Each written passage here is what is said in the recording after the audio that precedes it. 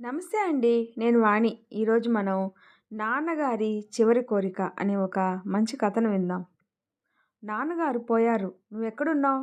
మొబైల్‌లో సుందర ప్రశ్న వినిపించగానే, ఇప్పుడే బయలుదేరుతున్నా. ఓ గంటలో వచ్చేస్తా అని మొబైల్ ఆపేసి కారెక్కి డ్రైవర్‌తో సుందర్ ఇంటికి అని చెప్పి కళ్ళు మూసుకొని సీటు వెనక్కి వాలిపోయి కూర్చున్నాను. 12 ఏళ్ల క్రితం సంఘటన కళ్ళ ముందు కనిపించసాగింది. నాన్నగారు హఠాత్తుగా పోతే ఏం చేయాలో కూడా పాలుపోలేదు నాకు.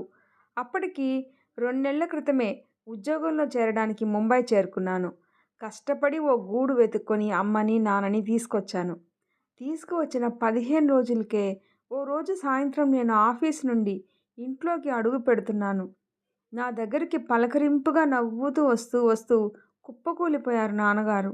అలా ఒక మనిషి ప్రాణాలు ఉన్నట్టుండి పోవడం, అది ఆ మనిషి ఇన్నాళ్ళు నాకు గురువుగా, స్నేహితుడిగా, హితుడిగా ఉన్న నాన్నగారవడం, ఆ బాధ మాటల్లో చెప్పగలిగేదే కాదు. ఆ మనిషి మళ్ళీ మన దగ్గరికి రాని అనంత దూరాలకు వెళ్ళిపోయాడన్న భావం అనుభవిస్తే కానీ అర్థం కాదు. అయితే అంత బాధను అనుభవించడానికి కూడా తీరిక లేకపోయింది నాకు. ఆయన దహన సంస్కారం గురించి ఆలోచించాల్సి వచ్చింది నాకు. ఏం చేయాలో, ఎలా చేయాలో తెలియలేదు నాకు. తెలియని ఊరు, తెలిసిన వాళ్ళ ఎవరూ లేరు. అపార్ట్మెంట్‌లో పక్కన ఉన్న వాళ్ళతో ఇంకా పరిచయమే అవ్వలేదు. చాలామంది కొలీగ్సు అడ్రస్‌లు, ఫోన్ నంబర్‌లు నా దగ్గర లేవు. ఉన్నవాళ్ళు కూడా తెలుగు వాళ్ళు కాదు. అయినా వాళ్ళకే ఫోన్‌లు చేశాను. కానీ ఎవ్వరికీ తెలుగు వాళ్ళ దహన సంస్కారం గురించి తెలియదు. వాళ్ళల్లో ఒక్కరు మాత్రం మాటుంగాలో శంకరమఠం దగ్గర చాలామంది బ్రాహ్మణులు కూర్చొని ఉంటారు. వాళ్ళు దహన సంస్కారానికి కావాల్సిన పనులన్నీ చేసి పెడతారు అని విన్నాను. ప్రయత్నించి చూడండి అని సలహా ఇచ్చారు. నాన్నగారి శరీరాన్ని అమ్మకు అప్పచెప్పి నేను మాటుంగా శంకరమఠానికి చేరుకున్నాను. నేను వెళ్ళేసరికి సాయంత్రం 7 అయిపోయింది. మెట్ల మీద ఎవ్వరూ కూర్చొని లేరు. మఠంలో నుంచి బయటికి వస్తున్న ఒకరితో నా బాధ వివరించుకున్నాను. అంతా ఓపిగ్గా విని ఆయన శంకరమఠం దగ్గర బ్రాహ్మణులు సాయంత్రం ఉండరు. ఉదయమే 7 నుండి 12 వరకు మాత్రమే ఉంటారు. వాళ్ళంతా సామాన్యంగా తమిళులే. మీరు తెలుగు వాళ్ళు అంటున్నారు. ఇక్కడికి దగ్గరలోనే కనికా పరమేశ్వరి ఆలయం ఉంది. ఆ గుడి తెలుగు వాళ్ళది. మీరక్కడ తెలుగు బ్రాహ్మణులు దొరకవచ్చు అని దారి చూపించారు. నేను కనికా పరమేశ్వరి ఆలయం దగ్గరికి వెళ్తే పూజారి గారు, మరో భక్తుడు తప్ప ఇంకెవ్వరూ కనిపించలేదు. పూజారి గారికే నా సమస్యనంతా చెప్పుకున్నాను. అక్కడ శంకరమఠం దగ్గరలాగానే సాయంత్రం ఎవ్వరూ ఉండరు అని చెప్పారు ఆయన. నేనింక ఏం చేయాలో తెలియక గుడి ముందుకు వచ్చి నిల్చున్నాను. గుళ్ళో కనిపించిన భక్తుడు నా దగ్గరకొచ్చి ఎక్కడ ఉంటారు అని తెలుగులో అడిగారు. నేను మేముంటున్న చోటు చెప్పాను. ఆయన అడ్రస్సు, ఫోన్ నెంబరు అడిగారు. నేనిచ్చాను. ఇప్పుడు రాత్రైపోయింది. ఇప్పుడు మనం చేయగలిగింది కూడా ఏమీ లేదు. మీరింటికి వెళ్ళండి. రేపొద్దున్నే నేనొచ్చి కావాల్సిన పనులన్నీ చూస్తాను అని చెప్పి వెళ్ళిపోయారు. చెప్పినట్లు మర్నాడు ఆయన వస్తారో లేదో కూడా తెలీదు. అయినా నాకు మరో మార్గం లేదు. ఇంటి దగ్గర అమ్మ ఒక్కతే ఉంది. వెంటనే ఇంటికి వెళ్ళాను. ఆ రాత్రి అమ్మ, నేను నాన్నగారి శరీరం దగ్గరే కూర్చొని జాగరణే చేశాం. నాన్నగారు పోయారన్న బాధ కన్నా మర్నాడు ఆ పెద్ద మనిషి రాకపోతే ఏం చేయాలా అన్న ఆలోచనే నన్ను చుట్టేసింది. ఆయన పేరు అడగలేదు. అడ్రస్, ఫోన్ నెంబర్ కూడా తీసుకోలేదు. ఆయన రాకపోతే ఏమైపోతుందో అన్న ఆలోచన మనసుని పీకుతూనే ఉంది. మర్నాడు ఉదయం 7కి ఆయన వచ్చే వరకు ఆ 12 గంటలు ఎలా గడిచాయో కూడా నాకు తెలియలేదు. ఆ తర్వాత 12 రోజులు ఎలా గడిచాయో కూడా తెలియలేదు నాకు. కన్యకా పరమేశ్వరి ఆలయంలో మర్నాడు వచ్చి సాయం చేస్తాను అని వాగ్దానం చేసిన మనిషి పేరు సుందర్. చెప్పినట్లు చెప్పిన సమయానికే వచ్చేశాడు. వచ్చి రాగానే చేయాల్సిన పనుల్లోకి దిగిపోయాడు. దహన సంస్కారం చేయించేందుకు బ్రాహ్మణుల్ని కుదిర్చాడు. శ్మశానానికి తీసుకెళ్లేందుకు మాట్లాడాడు. శ్మశానంలో సంస్కారం చేయించేందుకు కావలసిన ఏర్పాట్లన్నీ కూడా చేశాడు. అవసరమైన వస్తువులు తెప్పించాడు. అవన్నీ చేస్తూ మధ్య మధ్యలో అమ్మ దగ్గర కాసేపు కూర్చున్నాడు. నాతో ఏమేం చేస్తున్నాడో చెప్పాడు. 12కి నాన్నగారి శరీరాన్ని అంతిమ సంస్కారానికి సిద్ధం చేయించి 2కి శ్మశానంలో నా చేత దహనం చేయించాడు. ఇంటికి చేరాక నేను ఆయన కాళ్ళ మీద పడిపోయి ఏడవడం మొదలెట్టాను. నన్ను లేవనెత్తి తన పక్కన కూర్చోపెట్టుకొని, నేనేదో చేసేశానని అనుకోవద్దు. మీరు నిన్న మిమ్మల్ని చూసిన ఎవ్వరైనా సరే సాయం చేయకుండా ఉండలేరు. మీరున్న పరిస్థితి అలాంటిది. మీకు కావలసిన సాయం అలాంటిది అని అనునయించారు. సాయం అంటే మరీ ఇంతనా? ఎవరో ముక్కు మొహం కూడా తెలియని వాడికి ఏదో బాధలో ఉన్నాడు అని ఇంత పని చేసి పెట్టడమా? నాకు నోటి మాట రాలేదు. ఇప్పుడు జరిగింది దైవ కార్యం. అకార్యంలో ఎవరికి చేతనైనంత వాళ్ళు సాయం చేస్తారు. నా వంతు కర్తవ్యం నేను చేశాను అంతే అని లేచి వెళ్ళిపోబోతున్న ఆయన్ని పట్టుకుని ఆపేశాం నేను, అమ్మ. మా మాటలు కదిలించాయో, మా మొహాలు కరిగించాయో 12 రోజులు ఆయన మాతోనే ఉన్నారు. ప్రతిరోజు కర్మకాండ దీక్షగా చేయించారు. నిజానికి నేను కర్మకాండని నమ్మని వాడిని. అయితే ఆయన చేయమన్నవి చేయకుండా ఉండలేకపోయాను. ఆయన శ్రద్ధ, నమ్మకం నన్ను కట్టిపడేశాయి. ఎక్కడో పుట్టి ఎక్కడో పెరిగిన మమ్మల్ని ఇద్దరిని ఆ 12 రోజులు ఆ కర్మకాండ దగ్గర చేసేశాయి. నా జీవితంలో దొరికిన అత్యుత్తమ మిత్రరత్నం సుందర్. నాకన్నా 10 ఏళ్ళు పెద్దయినా కూడా ఇద్దరం సమవయస్కుల్లానే స్నేహితుల్లా కలిసిపోయాం. ఒకరినొకరు నువ్వు నువ్వు అనుకునేలా అయిపోయాం. మా నాన్నగారి కర్మకాండ సుందర్ చేయించిన మొదటి కర్మకాండ కాదు, అది ఆఖరిది కాదు. ఎందరెందరికో చేయిస్తూనే ఉన్నాడు సుందర్. ఎవరింట్లోనైనా ఎవరైనా పోతే వాళ్ళు నన్ను పిలవాలి అని లేదు. నాకు తెలిస్తే చాలు, వెళ్ళిపోయి కావాల్సింది చేస్తా. ఇది దైవకార్యం. దగ్గర వాళ్ళు పోయిన బాధలో ఉన్న వాళ్ళకి ఆ పాటి సాయం చేయకపోతే ఎలా అని అంటూనే ఉంటాడు సుందర్. అలాంటి సుందర్ నాన్నగారు పోయారు.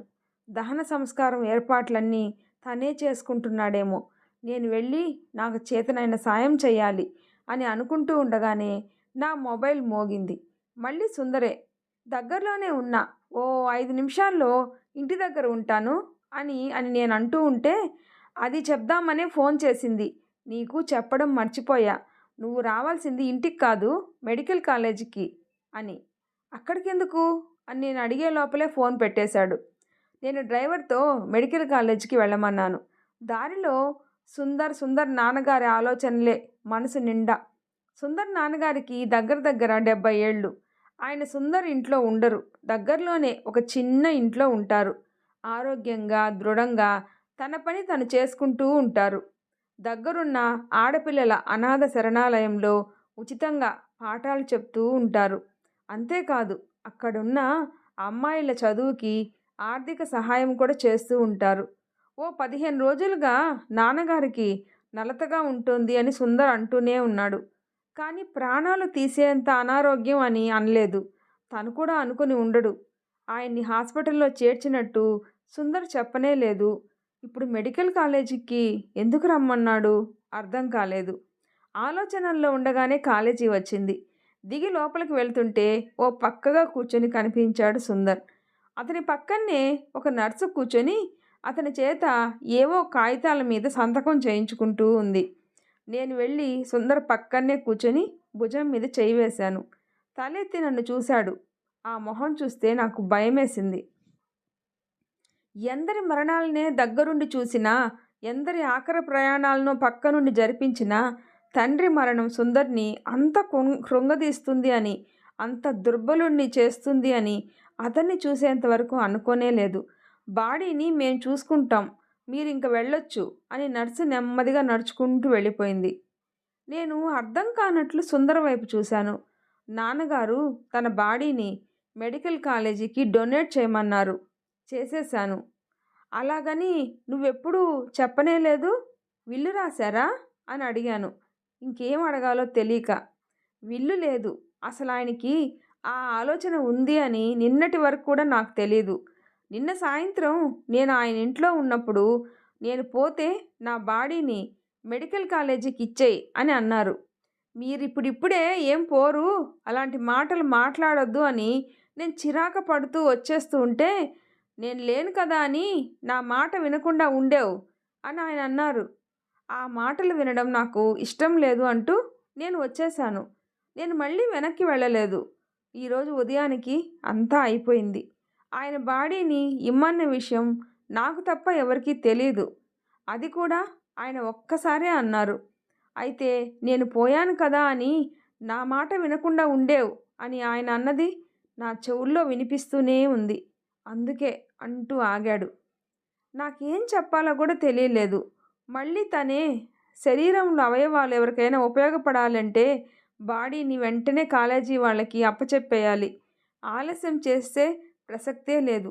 ఇప్పటికే డాక్టర్లు శరీరాన్ని కోసి ఒక్కో అవయవాన్ని ఒక్కొక్కరికి వాడుతూ ఉండి ఉంటారు. ఆ గొంతులో వినిపించిన బాధ నా గుండెల్ని కోసేసింది. నాకే అంత కోతగా అనిపిస్తే అనుభవిస్తున్న సుందర్‌కి ఎంత గాయమో, ఎలా అనుభవిస్తున్నాడో. బాధపడకు సుందర్ అని నేను అనునయించబోయాను. నీకు తెలుస్తుందా నా బాధ? దహన సంస్కారాలు, కర్మకాండలు నమ్మి ఎందరెందరికో తెలిసిన వాళ్ళకి, తెలియని వాళ్ళకి చేయించిన వాడిని నేను. మీ నాన్నగారికి నీ చేత్తో కర్మకాండ చేయించే నాటికి నువ్వెవరో కూడా నాకు తెలీదు. అయినా చేయించాను. ఎందుకంటే మరణానంతరం అవన్నీ ఆత్మకి శాంతి కలిగిస్తాయని. అవేం మా నాన్నగారికి నేను చేయలేకపోతున్నాను. అదెంత కష్టమో అర్థమవుతుందా నీకు?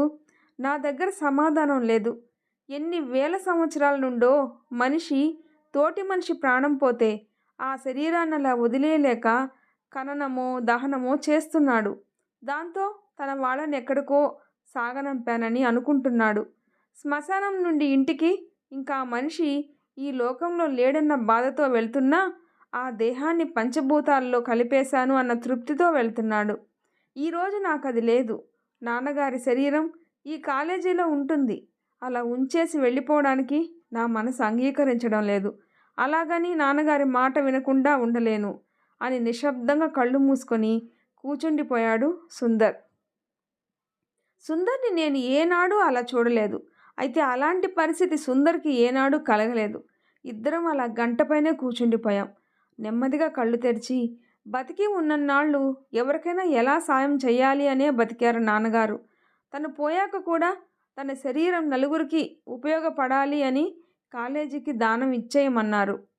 అందులో ఏ ఏ అవయవాలు ఎవరెవరికి ఉపయోగపడుతున్నాయో, కొన్ని అవయవాలు తీసేసిన తర్వాత కూడా ఆ శరీరం కాలేజీ విద్యార్థులకు ఉపయోగించుకోవచ్చు.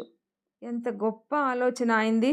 ఆయన చెప్పింది చెప్పినట్లు చేయగలిగాను. నాకు ఆ తృప్తి చాలు. ఇక ఈ దహన సంస్కారాలు అంటావా? అవి ఎందరికో చేయించాను. చేయిస్తూనే ఉంటాను. అది చాలదు అంటూ లేచాడు సుందర్. 6 అడుగుల సుందర్ 60 అడుగుల ఎత్తున కనిపించాడు. తన శరీరాన్ని దానం ఇచ్చేయమనడమే కానీ సుందర్ నాన్నగారు దానం చెయ్యలేదు. అసలు దానం చేసింది కొడుకుగా సుందర్. తన నాన్నగారు చెప్పారని అతను చేసిన మహాదానం అది. తనకి నాన్నగారు చెప్పినట్లు తనకి తప్ప ఇంకెవరికీ తెలియదు.